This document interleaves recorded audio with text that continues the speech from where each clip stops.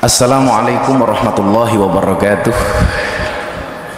Salam sejahtera untuk kita semuanya. Salam Bapak Gubernur Mas Anies Baswedan yang saya hormati, Sekjen PBNU, mentor saya,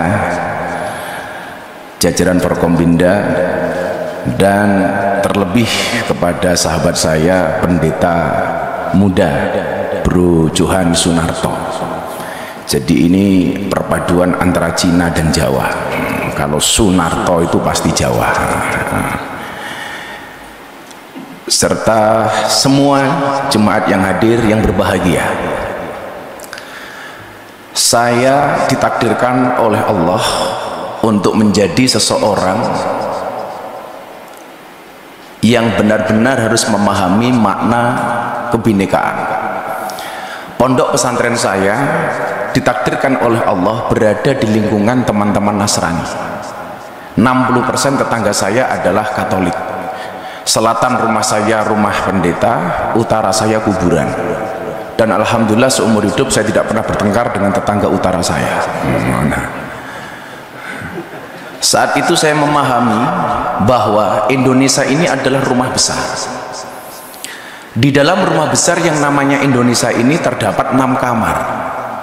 Ada kamar Islam, kamar Kristen, Katolik, Hindu, Buddha, dan Konghucu. Saya meyakini selama orang Indonesia kembali ke kamarnya masing-masing, maka tidak akan pernah terjadi masalah. Yang menjadi masalah adalah ketika kembali ke kamarnya orang lain, tidur di kamarnya orang lain, ngiler bahkan ngompol di kamarnya orang lain.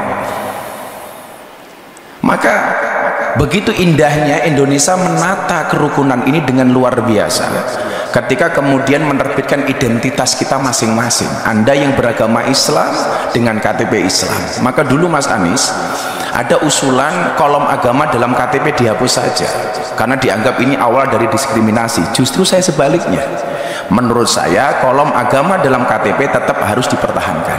Anda sebagai umat Kristiani berbanggalah dengan KTP-mu, dengan Kristianinya. Anda yang beragama Islam berbanggalah dengan KTP-mu yang beragama Islam.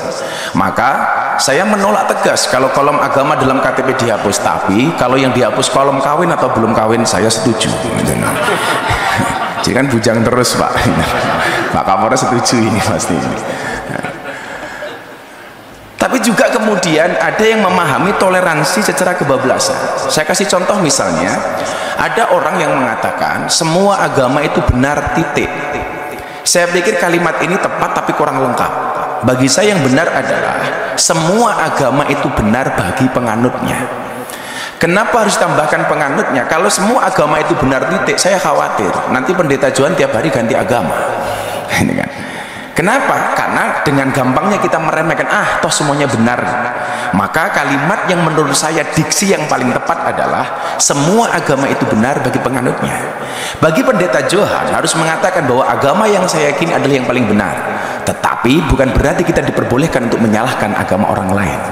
Makanya kemudian di dalam surat Al-An'am, dalam Al-Quran, Allah Subhanahu wa Ta'ala berfirman, dan janganlah kamu memaki sesembahan selain Allah, karena mereka nanti akan memaki Allah dengan melampaui batas tanpa pengetahuan.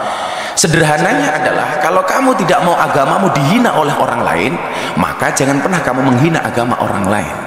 Bahkan Rasulullah pernah mengatakan, mau nggak orang tua kamu dihina? Mana mungkin wahai Rasul kami menghina orang tua kami.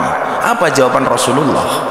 Kalau kamu tidak mau orang tua kamu dihina oleh orang lain, maka jangan sekali-kali kamu menghina orang tua orang lain.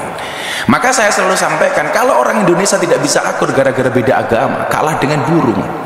Burung itu punya agama tapi bisa akur. Agamanya burung itu ada 2 Mas Anies, kalau enggak Kristen, Islam. Burung Kristen buktinya ada burung gereja.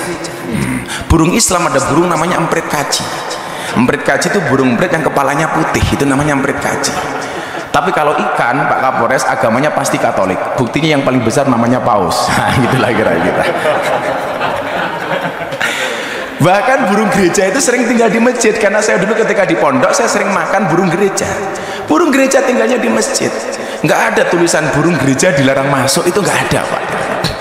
Maka inilah saya pikir indahnya Indonesia, yang kemudian semua kebebasan di dalam beragama dengan menjaga toleransinya yang tertuang di dalam Pancasila dengan Bhinneka Tunggal Ikanya.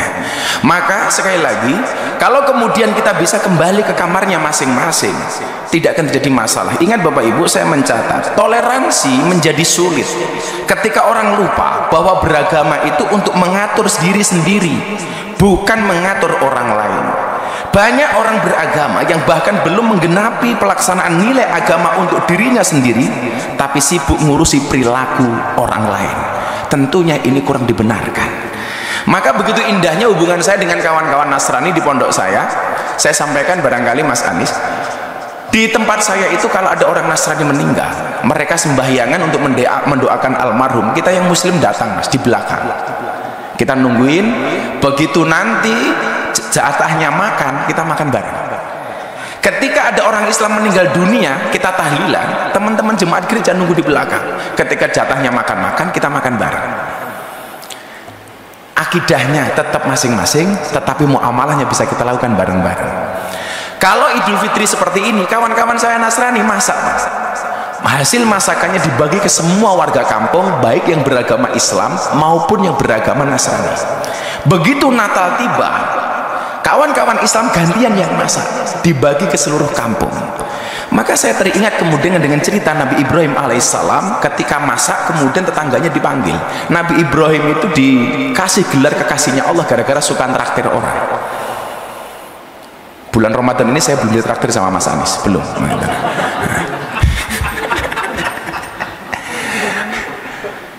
Nah, ketika makanan itu sudah ready sedia, Nabi Ibrahim memanggil seluruh tetangganya. Lucunya saat itu Nabi Ibrahim, ketika orang itu mau makan, ditanya dulu, kamu nyembah siapa? Sesembahan kita sama Ibrahim, yuk kamu makan. Kamu nyembah siapa? Sesembahan kita sama Ibrahim, yuk kita makan. Sampai satu ketika ada miss, Nabi Ibrahim bertanya, kamu nyembah siapa? Sorry Ibrahim, sesembahan kita beda. Aku menyembah yang lain, kamu menyembah Tuhanmu. Jawaban Ibrahim saat itu adalah, sorry kamu gak usah makan dulu. Kenapa? Sesembahan kita beda. Saat itu kemudian Nabi Ibrahim langsung ditegur oleh Allah. Ibrahim, kenapa dia nggak dikasih makan? Tuhan, sesembahan dia beda dengan sembahanku. Apa jawaban Allah saat itu? Ibrahim, orang yang nyembah aku dan tidak nyembah aku, semuanya adalah hambaku. Yang nyembah aku kasih rizki. Yang tidak menyembah aku kasih rizki. Lah kamu loh Ibrahim, ngasih makan sekali kok kebanyakan syarat. Akhirnya orang itu dipanggil oleh Ibrahim, kemudian dikasih makan. Begitu indahnya kemudian Tuhan mengajarkan kepada kita kepada toleransi. Maka kemudian konsepnya adalah dalam bahasa agama Islam, faman syaa falyu'min faman syaa falyakfur. Anda mau berimanlah, enggak ya urusan kamu. Di dalam toleransi sebagaimana ayat yang kita pahami, lakum dinukum waliyatin, untukmu agamamu dan untukku agamaku. Pak Johan, satu saat Anda datang ke pondok saya. Kalau saya pengajian di pondok, Pak, yang datang 10.000 sampai 15.000, itu artinya apa? Saya harus menyiapkan konsumsi 15.000 untuk jamaah. Dan bapak-bapak jemaat tahu, siapakah yang membantu istri saya untuk masak? Kawan-kawan Nasrani. Siapakah yang bantu parkir? Muda-mudi Katolik. Maka kemudian banyak pejabat yang datang ke tempat saya, kecuali satu, Mas Anies, kepending waktu itu. Maka yang lucu adalah ketika teman saya pendeta di Jogja, Gus, di depan pondok ada kolam ya? Ada bro, kenapa? Boleh nggak saya mancing? Oh boleh. Akhirnya pendeta datang ke pondok saya, mancing di kolam depan pondok saya. Begitu masuk ke kolam renang, ke sawah, pendetanya bilang, Gus sorry kaki saya korengan. Terus gimana bro? Pak pendeta gimana? Nggak boleh kena air, mbok tolong saya digendong. Akhirnya pendetanya saya gendong. Begitu saya gendong, pendetanya bilang, baru hari ini ada pendeta bisa naik haji. Wah, kan saya haji Pak. Ini. Akhirnya pendetanya saya lempar ke air. Biur, pendetanya protes, Gus kenapa saya dilempar ke air? Sorry pendeta, baru hari ini ada pendeta dibaptis sama Pak Haji. Saya bilang. Begitu indahnya Indonesia ketika kemudian kita saling menghormati. Saya meyakini akidah memang tidak bisa kita campur, tetapi ketika persoalan kebangsaan, persoalan kenegaraan, kita punya visi yang sama dengan berideologikan Pancasila. Inilah konsep yang dibuat oleh founding fathers kita. Barangkali untuk mengakhiri ini, Pak Gubernur, Pak Pendeta dan semuanya, saya sampaikan, di saat aku menggenggam tasbihku dan kamu menggenggam salibmu, Di saat aku beribadah ke Istiqlal, namun engkau ke katedral. Di saat bioku tertulis Allah Subhanahu wa Ta'ala dan biomu tertulis Yesus Kristus. Di saat aku mengucap Assalamualaikum dan kamu mengucap Salam. Di saat aku mengeja Al-Quran dan kamu mengeja Alkitabmu. Kita berbeda saat memanggil nama Tuhan. Tentang aku yang menengadakan tangan dan kau yang melipatkan tangan saat berdoa. Aku, kamu, kita.